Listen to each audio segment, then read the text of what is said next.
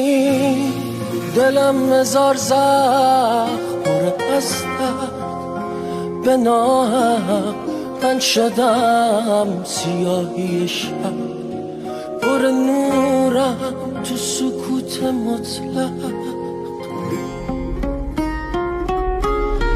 دیگه دنیا واسه من تاریکه، زندگی کوره رایی باریکه، آخر قصه من نزدیکه.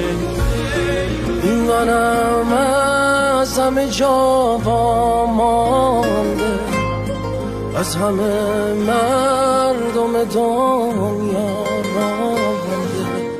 رانده و خسته و تنها مانده.